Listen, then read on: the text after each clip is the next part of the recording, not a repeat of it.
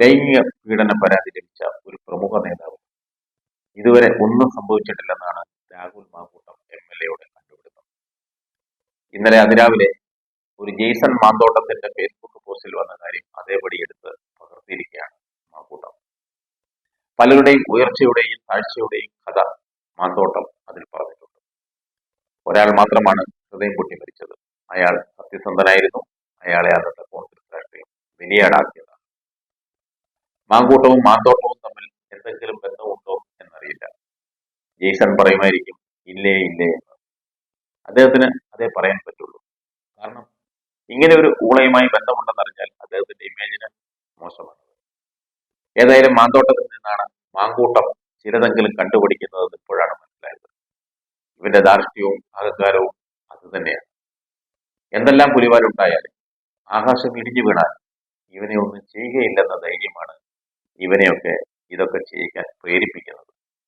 ഇവനൊരു പെറുവട്ടറാണെന്നാണ് പൊതുവെ പറയുന്നതെങ്കിൽ അങ്ങനെയല്ലെന്ന ഒരു വിചാരമാണ് ഞങ്ങൾ കൊടുക്കുന്നത്.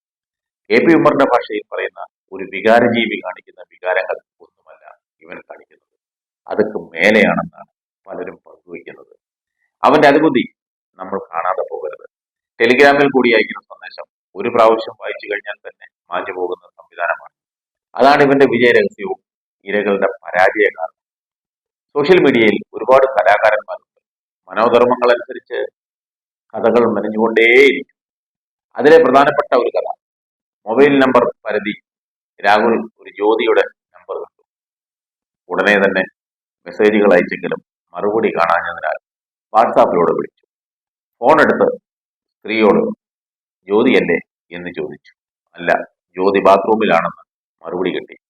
ജ്യോതിയുടെ അമ്മയാണോ എന്ന് അടുത്ത ചോദ്യം. അല്ല, ഭാര്യയാണെന്ന് പറഞ്ഞപ്പോൾ ഇദ്ദേഹം ഒന്നും ഞെട്ടി. ഭാര്യയോ എന്നൊന്നുകൂടി ചോദിച്ചപ്പോൾ ഇത് ജ്യോതികുമാർ ചാമക്കാലിയുടെ വീടാണെന്ന് കേട്ടതും ഫോൺ നിലത്ത് വീഴുന്ന ശബ്ദം കേട്ട് മറുതലയ്ക്കുണ്ടായിരുന്ന ചാമക്കാലിയുടെ ഭാര്യ അന്തം വിട്ട് കുന്തം വിഴുങ്ങി നിന്നുപോയി. പിന്നീടാണ് കൊല്ലം തുളസിക്ക് സന്ദേശം അയച്ചതെന്നാണ് അറിയാൻ കഴിഞ്ഞത്. അഹങ്കാരം തന്നെയാണ് ഇവന്റെ മുഖമുദ്ര.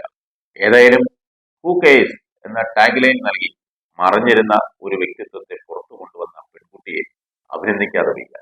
ഒരു സാമൂഹ്യ വിപത്തായി മാറിക്കൊണ്ടിരിക്കുന്ന ഇവനെ കടിഞ്ഞാണിട്ട് നിയന്ത്രിക്കുവാൻ ആ പെൺകുട്ടിയുടെ ടാഗ് ലൈന് കഴിഞ്ഞു. ഏതായാലും ചൊറിയേണ്ടവനെ ചൊറിഞ്ഞപ്പോൾ പൊള്ളേണ്ടവന് പൊള്ളി. അങ്ങനെ VD സതീശൻ കോണകം മുറുക്കി കൊടുത്ത് കളത്തിലിറങ്ങി. ഏതായാലും VD സതീശൻ എടുത്ത നിലപാട് ശക്തമായിരുന്നു, കൃത്യമായിരുന്നു.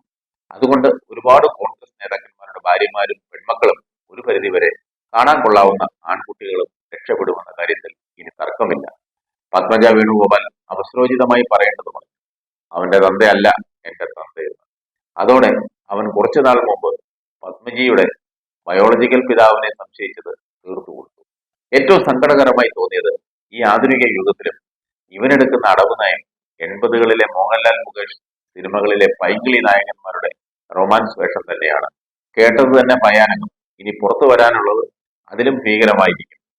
കേരള പോലീസ് എന്തുകൊണ്ടാണ് ഇവന്റെ പേരിൽ കേസുകൾ ചാർജ് ചെയ്യാത്തതെന്നാണ് എല്ലാവരും ചോദിക്കുന്നത്. ഒരു സ്ത്രീ ഒരു പരാതി ഉന്നയിച്ചാൽ അത് എവിടെ വെച്ചുമാകട്ടെ, എങ്ങനെയുമാകട്ടെ, അതിന്റെ നിജസ്ഥിതി അന്വേഷിക്കാൻ പോലീസിന് ബാധ്യതയുണ്ട്. അവരുടെ ആരോപണം തെറ്റാണെങ്കിൽ അത് ജനത്തെ ബോധ്യപ്പെടുത്തുവാനും പോലീസിന് കഴിയണം. എന്നാലേ പോലീസ് ആകും. ഇതിനിടയിലാണ് ഒരു ട്രാൻസ് വുമൺ അവരുടെ സ്വന്തം അനുഭവം വെളിപ്പെടുത്തി പുറത്തു വന്നത്. ഇവന്റെ കൈക്കാരന്മാരും കയ്യാളന്മാരും ഇതിനെതിരെ വെളിപ്പെടുത്തുന്ന മുഴുവൻ പേർക്കുമെതിരെ ശക്തമായ രീതിയിൽ പൊങ്കാലയിടുന്നുണ്ടെങ്കിലും അതിനൊന്നും കാര്യമായി കേൾക്കുന്നില്ല. അവനെ ആ ട്രാൻസ് വുമൺ ബലാത്സംഗം ചെയ്യണമെന്ന്. അതിന് കേരളം ഒന്നും പോരാ, ബാംഗ്ലൂരോ ഹൈദരാബാദിലോ പോകണം. എന്താ കളി? ഓരോരോ പുതിയ പരീക്ഷണങ്ങൾ. ഓരോ പരീക്ഷണത്തിനും ഗിനിപ്പന്നികളെ പോലെ ഓരോ നിമിത്തങ്ങളും. ഇതിനിടയിലാണ് ഇന്ന് UDF യോഗം നടത്തുന്നത്.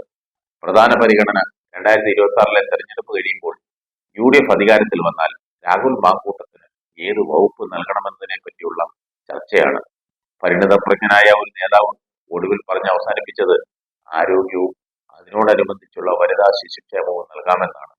വനിതാ വികസന കോർപ്പറേഷൻ മുഴുവൻ ഉത്തരവാദിത്വവും ഇയാൾക്ക് തന്നെ നൽകണമെന്ന ശക്തമായ അഭിപ്രായവും യോഗത്തിൽ ഉയർന്നു വന്നേക്കും.